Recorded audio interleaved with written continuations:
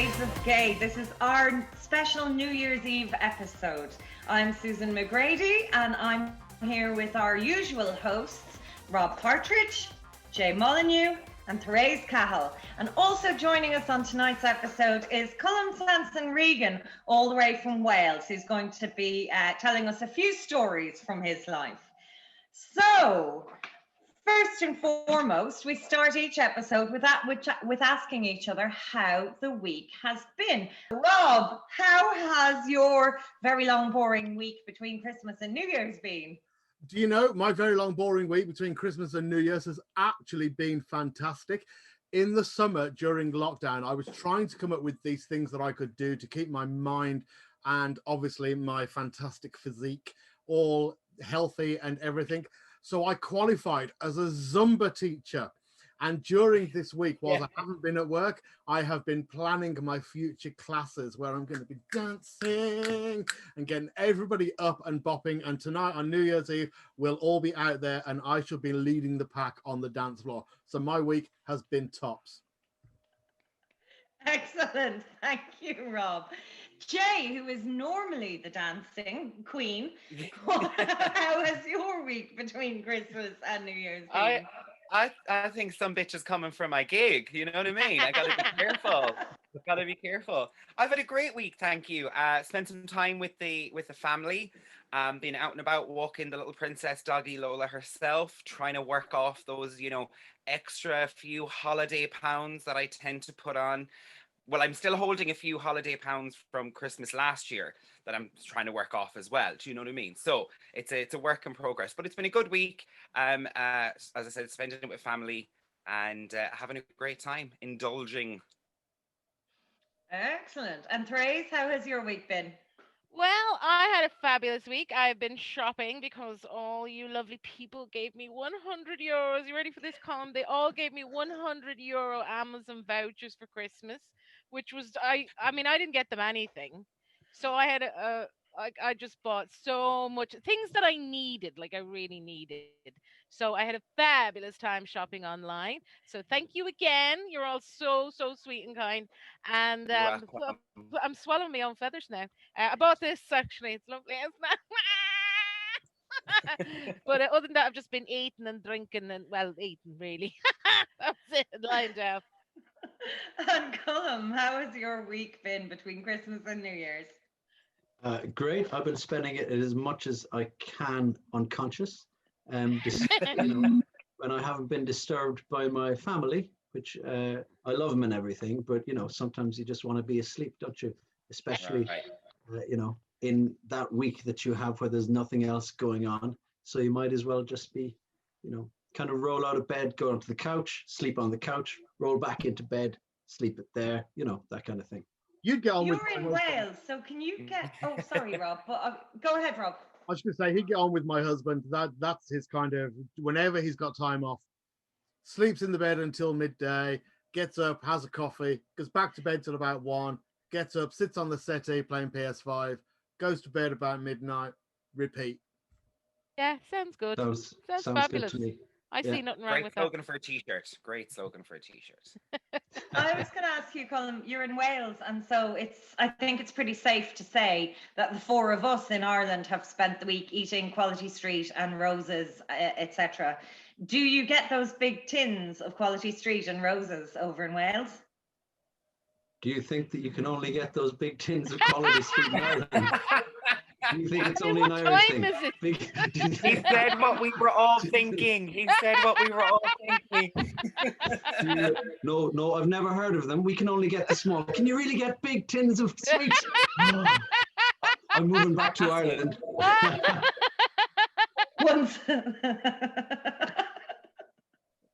And what time is it there?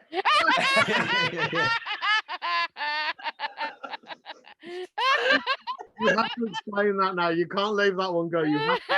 Well, Therese can explain it because she takes the most piss out of me.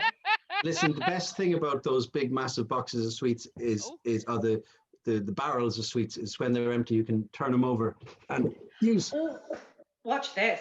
Go on. Oh, nice. Come on, do it first. Hit me with your rhythms. Get one of your empty tins. Prove that you're not lying to us. Get one of your empty tins from Christmas of roses or clothes. Man down, man down. He's gone to get something to bang on. Has he gone to Tesco? If he wants something to bang on, he needs to come to Ireland. Yeah, if he's gone to shops to get a tin, this is going to be a long episode. So He's like getting a in, Ryanair flight to Ireland. yeah. Oh, we fucking All right. Oh, here he comes. And he There has you a tin. Hey. It's not quite empty though. Hey. Did he go to Tesco's to buy that? Oh, must have ran stop. here quick. Ooh, what have you got in your box? It's cake in it. Shit chocolate box. Huh? I said it's a shit chocolate box. It's I'll have full of shit. cake now.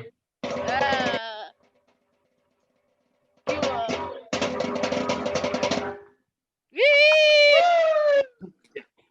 That's me. should have got me bow run down. Too late. I'm just gonna say I gave him his first drum kit. What? I donated you my snare drum. Oh, you did. That's right. Yeah. Well, my week in between Christmas and New Year's has, as expected, been drinking Baileys and eating shit. So that's the end of that. Shall we move on to topics? Rob, what is your topic question for tonight?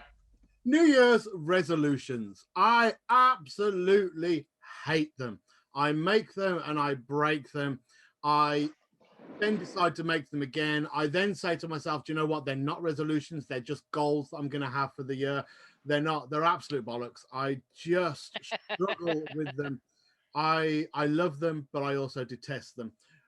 Do you make a New Year's resolution? Anybody? All of you? The four of you here? Do you make resolutions? And if you do you stick to them? And what do you think about resolutions? No and no. Next. No. Load of bollocks. This is going to be a quick one. No. I love goal setting. I'm a massive believer in goal setting, and I love to-do lists. I make a to-do list at least 4 or 5 times a week, and the first thing I put on the to-do list is make a to-do list so that I can tick it off. And when I go to bed at night, I can say, look, if I did nothing else, I did at least one thing on my to-do list. I made a to-do list. And I look at resolutions as though they are just one big shit to-do list. So I absolutely like a real crappy at the same time. Yeah, bollocks. But I think it's the expectations as well that we put on ourselves. You know what I mean? Like we go like new. My favorite line, like "New year, new me, hun." Do you know what I mean? And then we pick all these crazy stuff that we know we're never going to do. Like, you know what I mean? New year. So it's those like expectations. I did used to do to-do lists. But just to answer Rob's comment, what I do now is I do did lists. I do lists of what I've already done. And I tick them off and I'm like, yes, I've done that, I've done that, I've done that, I've done that. Yay. And they might never have been on any to-do list. It'll be like, I did the dishes. Oh, look, well done me. Oh, I fed the children. Good girl. Did the shop. Did Brad. Did some PS5. And Susan, once you've done your did list, you just like sit there reading it and feeling so accomplished with yourself, going, look at all the shit I did today. Go me. You can't even read it because I've scribbled it out so proudly that it's gone. You're so excited do you think then that it's on paper. Do you think it's a better idea then, instead of getting a to-do list together before the new year, at the end of the year, you just put together a list of all the shit you've done? I think that's a better idea. Take it off and celebrate that instead of giving yourself a list of impossible crap to do.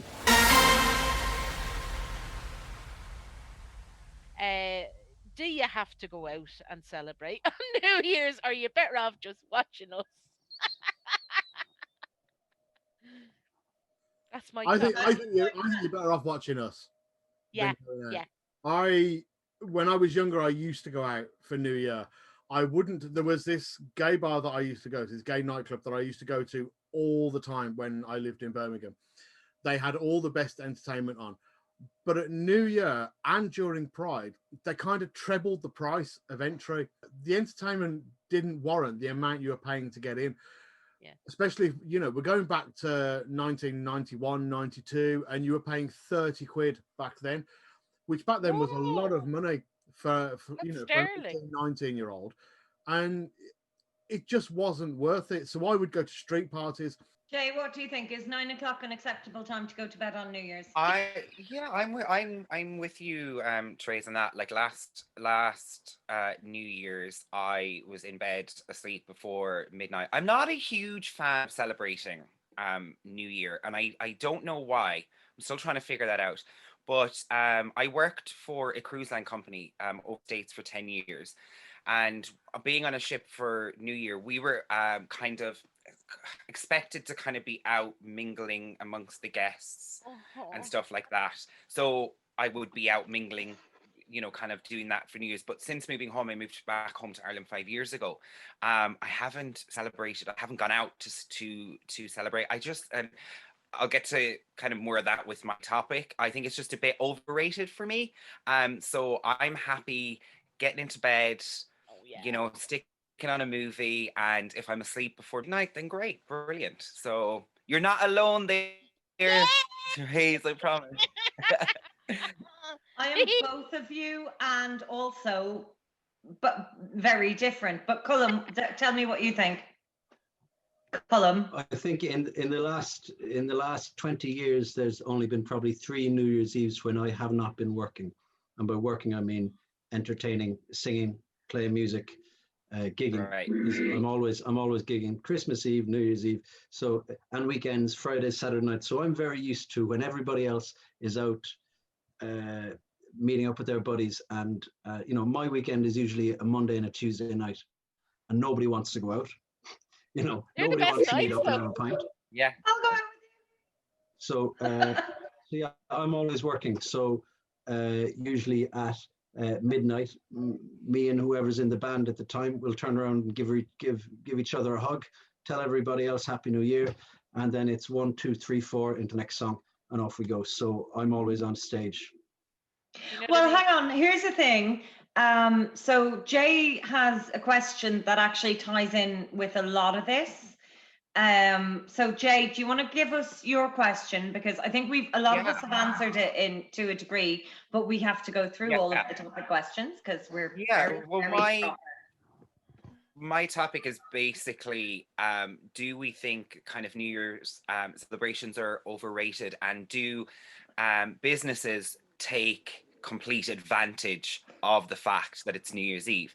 So Rob, you obviously touched on it there. You were giving us an old throwback there to the 90s when you were out doing your thing and, you know, paying a stupid amount of money to get into somewhere. But what I noticed, anyway, here in Ireland, Colum, I don't know how things work in Wales, but you would have establishments they and don't places have that chocolates.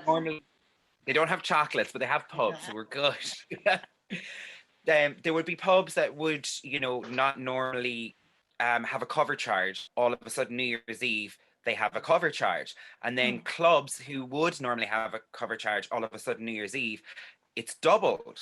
Yep. You're not getting anything extra. You're just getting in the door.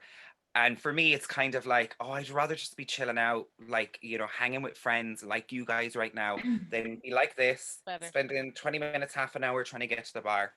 Oh. So what do you think, guys? Do you think companies and businesses take the complete piss out of New Year's? Absolutely. I want to address that. Go on, Rob, you address that and then I'm going to address it. I just think they do completely. But I have to say, there is one group that does not. For about 4 years in a row, I spent New Year in Edinburgh at the Hogmanay Festival that they do on New Year. It's the local council that arrange the tickets. Tickets are free. All you have to do is put your name down on the list, and come about 3-4 weeks before New Year, you get your wristband. That gets you in. you get to see so many of the top bands that are out, and it's all free. Everything about it is free. Oh, that's amazing. All the bars that are within this sealed off radius don't charge entry. Now they're all rammed because everybody's trying to get drinks, but they don't charge any extra entry fee whatsoever. And it's ran so well. I can't big up Edinburgh for New Year enough. Every other place I've been to, absolutely, they charge stupid amounts just to go through. The club I mentioned before that was 30 quid to go into on New Year. If you went in on a Saturday, it was 4 quid. If you go in there on New Year, it's 30 quid. Do you know, fuck off. Essential question. Is Scotland on our green list? I have no idea, but we shall find out. We shall find out, and we shall book a tour. It will be Shades of Gay on tour, and we will go there. I've got to for next year. I have to take my tiara off. That's actually digging into the sides of my head. Forehead. The queen would never take her crown off. Yeah. I won this at 2015 Galway Pride for being the best drag queen.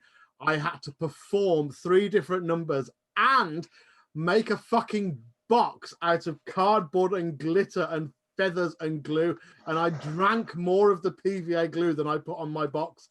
And I won. And I came home with, I won the drag race for that year. So Yay! Well done. Congratulations. We'll have to have Dixie on as a guest some. Yes. We will. I want to address the New Year's thing because I think that this has been a really difficult year for our pubs, for our clubs, but particularly to my heart is our artists. And I know that most of you know that I work with the Galway Buskers and that I feel very, very strongly that things have been very difficult for them. So in an unusual turnabout this year, for New Year's, I actually will go out. And I hate the thoughts of it. I did go out a couple of years ago where me and some other friends were going through separations and we were like, let's go out. But this year I'll specifically go out. You are going out after this because obviously we're recording this on New Year's Eve. Obviously, yeah. So you're going to go out straight after this. Yeah. You know that thing that we do where we can say nope if we fucked up? That's why I was saying, Colum, at least you got this New Year's off. I was so subtle, wasn't I? I think very beginning that this is a pre-record. I am not any of this out. This is going out as is. Oh, hang on, the Hogmanay's on. Jules! Skype plus. Jules! I must turn it off. Paloma's on Jules. Very subtle. Oh dear. Oh dear. Paloma's on Jules. I must turn it off. No, but in terms of New Year's, in terms of January, in terms of whenever we are not in lockdown as a country, I'm not anymore a person who wants to go out all the time.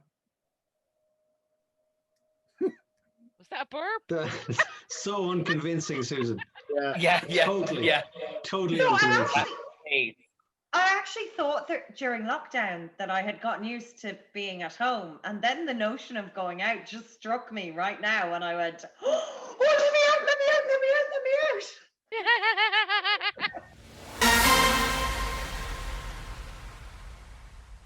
Colum, so we've talked about music, and I introduced you, or if I didn't, what I meant to do was introduce you as an author, singer, songwriter, and we've talked about singing. Author, singer, songwriter. You're not just a author, you're a published author, and you're on your second book. Yeah, the second book is released in October. So your first book So I'm on my was third. terrifying, I'm working on my third now. And no, I was afraid to read your first book because you did warn me that I'd be too scared, because you know me. I've got a new cover. You haven't seen the new cover. When I joined, I moved to a new publishing house and they reprinted it. So you haven't seen this cover yet, Susan, probably. Oh, Jesus. Plug it. Should I look? Fly guy. Should I look? Oh, an exclusive. Yeah, Is it fine. horrific, or should I look? It's a bit Look. scarier than the other cover, I think. Hang on. You can look, Susan. I'm like this. No, I mean, I was terrified to read The Fly Guy. I have it, I own it, I have a signed copy, but I was afraid to read it. It's Who a bit signed fucked it? up. I had a conversation with Colum about how much of an absolute chicken I am. And also, I have to point out that I live on my own with my children, and I don't need to read scary things because life is scary enough. And I said, Colum, I'm an absolute chicken, and he said, I said, don't read it then. Don't yeah, read it. this one's not for you. Best stay away from that, Susan. I don't want to be responsible for any freakouts and children being abandoned. And nightmares. Listen, when I got published by an American company, first of all, and the person who was acting as my agent was trying to get into people's hands, and she got it into William Friedkin's hands. William Friedkin, who wrote The Exorcist. Oh wow. And she said, this would be great if you can get a quote from him. That on the cover will be amazing. He got back to her saying, I had to stop reading it halfway through chapter 3. It scared me too much. So tell us, but you have a new book out now that's called The Tall Owl. Tall Owl and Other Stories. That's safe for me to read, right? It's not a scary look. It's a bit friendlier. The owl in this is a lovely owl. Oh. It's it's big, but it's nice. Very quickly, tell us a little bit about it. There are 10 stories. There's in Eastern Europe, an orphan is taken in by a young preacher who wants to build a ministry in the woods. In the foothills of a great mountain range, a mother and daughter struggle with the consequence of a life-changing accident. 2 army servicemen take their injured comrade to witness a locust storm. Sorry, pause. Can you not remember your own fucking stories? Look, I spent ages on this little synopsis. Get me money's worth. Continue. Another story. In a small town in Ireland, a group of friends carrying a secret navigate their way into adulthood.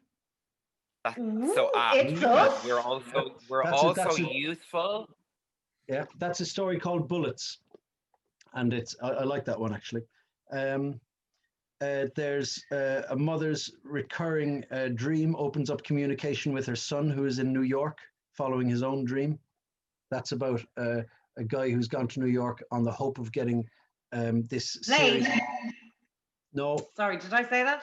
No, he didn't have to go that far to do that, but he's hoping to get a series made by a producer, and it falls through, as these things always do. If anybody's had any kind of experience within the arts, you know that most of your projects kind of don't work out the way you think they will.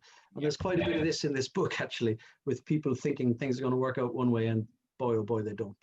Well, that's just life 100%, isn't it? Yeah. And let's see. Oh, the one about the tall owl is released from a secure hospital unit for 2 days. Amy visits her sick grandmother and meets an unlikely animal. So that's not what I was expecting from the tall owl, but you have never failed to surprise. Spoiler alert, is the animal she meets an owl? No. Yes. She bumps into the Gruffalo. Yeah. It's just your granny. It's just your granny. All right.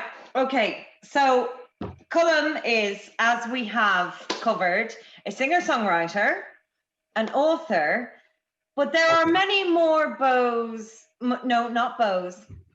Edit that one out. There are many more strings to his bow. Colum, tell us what other strings there are to your bow. A bunch of years ago, I did when I was living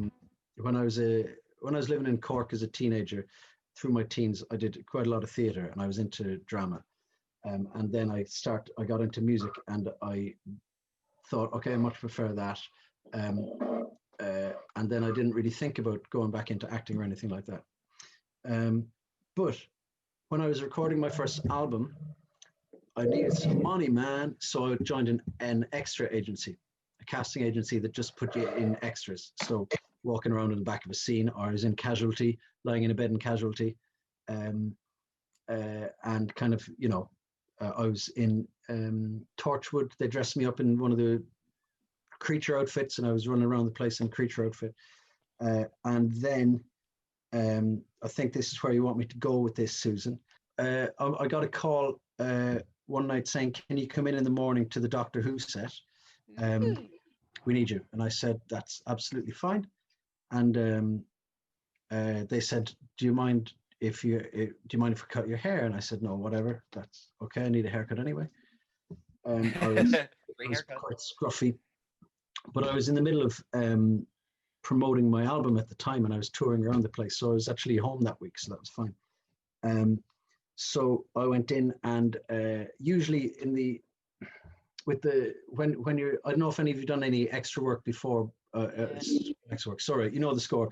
They load you in, you're treated like cattle. They put you in a cold place, like it could be a bus, or it could be, you could be outside. They just leave you there, and then they call you in. You stand there for ages, getting colder, and you're just shuttled around the place. Like, you know, they don't need to know anything about you. They just need you to stand in a certain place for a long period of time. When I came in, this assistant director came up to me and said, "You're Colum, wonderful, come this way. This is your trailer." So I walked in, and then she said, "Oh, you'll need to wear this." And there was a suit. Now I'd seen David Tennant's Doctor Who. I'm not a big Doctor Who fan, but I'd seen the show, and I was like, okay, that's his Converse, and that's his suit. Okay, what's going on here? And then a few minutes later, there was a knock on the door. She opened it up, and she handed me a script and said, "You'll need that too," and handed me a full script of the episode. Wow. And I honestly did not know what was like. I was kind of going, are there cameras here? Is this a big one? Because better be getting paid more for this. So I had to call her. Better be getting paid more. I fucking better be getting. So I had to call her back and say, "Excuse me, I don't really understand what's going on." I must have been like a 6-year-old kid, you know what I mean? Help! I'm scared. And they said, "Yeah, well, what happened to David Tennant had his mum had gotten ill, and they were recording the Christmas episode, and he had to go up to Scotland, but they were in the middle of shooting a scene, and they trained the camera on him the day before, so they'd got all they needed of him, but they needed everybody else's lines, all the different camera angles. So if they could get me to stand there and say the lines, then they could edit his voice in and get everybody else's reaction shots, shoot over my shoulder and get their lines in and stuff like that. So I said, okay, I wish I'd been told about this beforehand. Actually, it's probably better that I wasn't, because I wouldn't have slept if I had been told about it. And they didn't tell me who I was going to be with, or anything, like I didn't ask who's going to be in the episode or anything like that. So I thought, right, shit, okay, I got to learn this script. And I was like, just so I don't have to act, do I? I don't have to. She's going, no, you don't have to act. So I can't for that. You only need your lines so that they can react to it. That's all. Yeah. So they can get their lines. Perfect. So I went into the makeup trailer to get my hair cut and etc. And then this diminutive blonde lady in a French maid's outfit passes behind me and says, "G'day," and asks me, "Am I Colum?" in a lovely Australian accent. And I said, "Yeah, morning." And on she went, and as she walked away, I thought, hang on, that looks like Kylie Minogue. But okay, I didn't really think about it anymore. And sure enough, we got on set, and the first thing I had to do was, there was a scene where a lift door opened, and beyond the lift door there was a chasm of nothing, a void of chaos or whatever that she was running into, and I had to grab her, stop her from falling, and pull her back. The very first thing I had to do on that morning was save Kylie Minogue from a chasm of doom. As you do. Wow. It's something Wow. we've all Yes, you wanted to do. We've all been there. I was like, I think I need to take that again. We should take that again. Yeah. Yeah. We need to do that at least 55 times. Are we sure this isn't Kylie's body double? Because I need to check. So they started getting me back then to do second unit stuff. So if they needed the doctor running off in the distance, they'd say, "Oh, we get Colum to do that. David doesn't have to. He's far away and he's running. That's fine. We'll get a second unit to film him, and so David can be doing something else." So they kept me on, and then they got me back to do the big was it Journey's End, where there are two doctors. So they got me in, and for the two doctors thing, and that had Catherine Tate, John Barrowman, Billie Piper, Martha Freeman, who's absolutely gorgeous.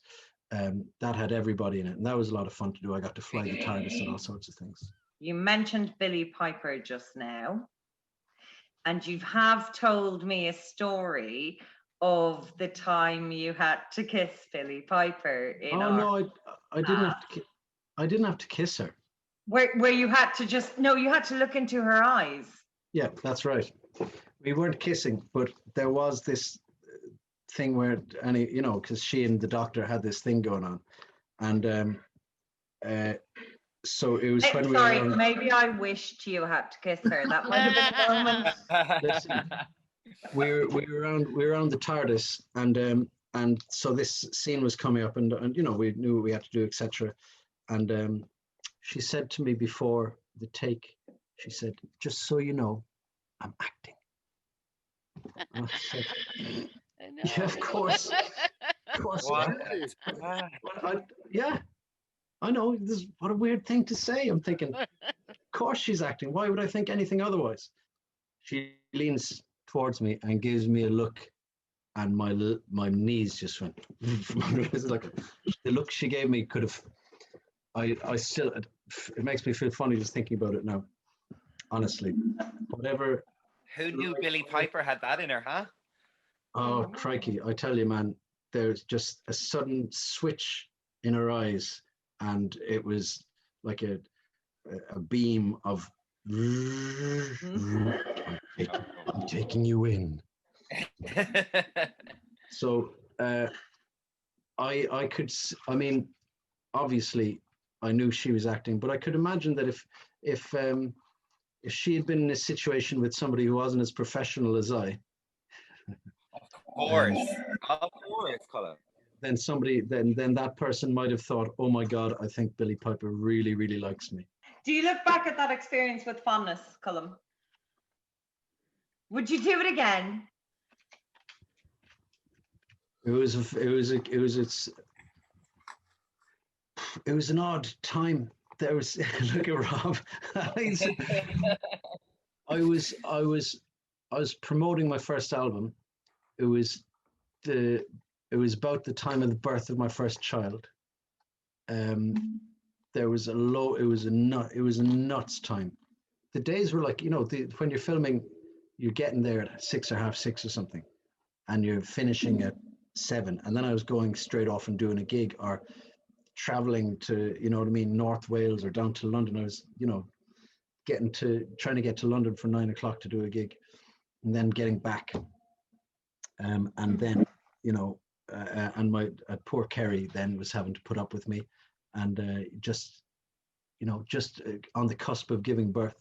So I wouldn't go back to that exact time again. But if I got the opportunity to do a job like that again, I'd probably do it. But at the time, everything was just nuts. It was a really crazy time. I think the most important question, and because we do care about, how your life goes and what is for you and all of those things. But I think that the thing that we're all wondering is, how many people from the set have you still got the phone numbers for, and can we have them?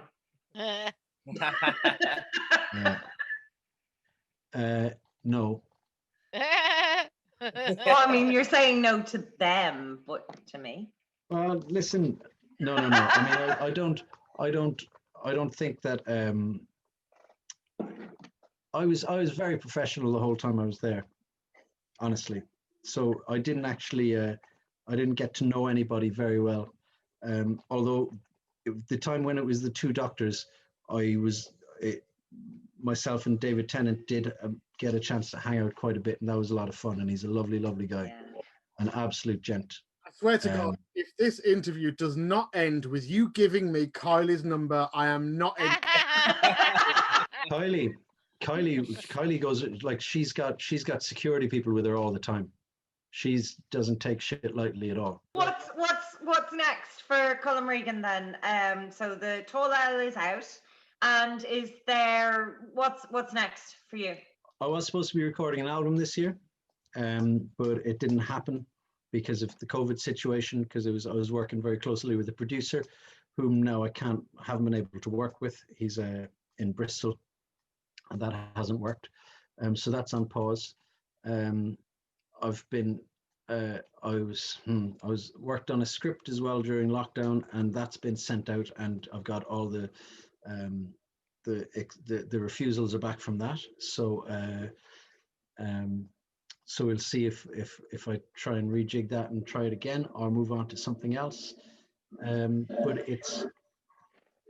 let's see what next year brings. It's like the kind of New Year's resolution thing. It's like I know I'm going to be doing something because I always am doing something. There's always something in me which wants to prove myself in some artistic way. You know that thing? So I just don't know what it's. I don't know what it's going to be. I mean, I am working on another book, but I'm not making any promises on that either. But let's see. So if people from who are following Shades of Grey want to follow up on and follow you and see where you go next, where can they do that? Go to columsanson.regan.com. Okay. Or look me up on Facebook or Instagram or whatever. You'll find me at Colum Sanson-Regan. There's only one of me with this name. Final question. Why did I find it so hard to call you Colum tonight? Because Yully. because you've been calling me Yully since we were since toddlers, 3, 2, 1, whatever age it was when we were first thrown together in the crib. But why Yully? Where does the name Yully come from? Before we think I've got a younger brother called Sean, and he apparently he couldn't pronounce Colum when he was a kid. So he said Yully. No, I don't see the connection, to be honest. But Collie, Yully, I don't know. Yeah. Anyway, we will leave it at that. Rob will edit out probably a lot of the end shit talk and some of the mid shit talk. But Colum, thank you so much for joining us tonight. Hey, no problem. Me, Susan McGrady. Thanks for inviting me in, and sorry for taking over that last bit with all that chat. Then I missed out on your that's banter. What we had you for. That's why we wanted you here. We want to hear those. You're stories, the guest. So thank you so much. I was enjoying the banter with you guys more than I was talking about myself. Are you kidding me? You're the guest. That's what you're here for. It gives us a break. The first thing I'm going to do now when we sign off is I'm going to make a not to-do list. There you go. To all of you out there, from all of us here at Shades of Gay, have a very happy, COVID-free, healthy new year. Why not play us out of our New Year show with a bit of twist and shout. Let's do it.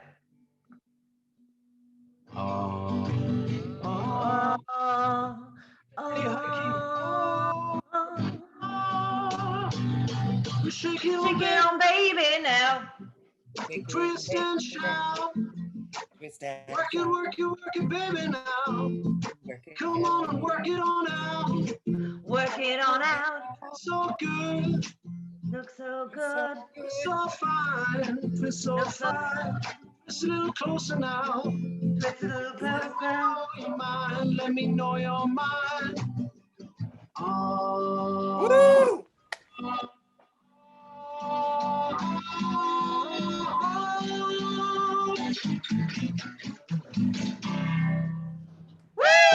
Yes! Happy New Year, Happy everybody! New Year! Happy New Year. Happy New Year!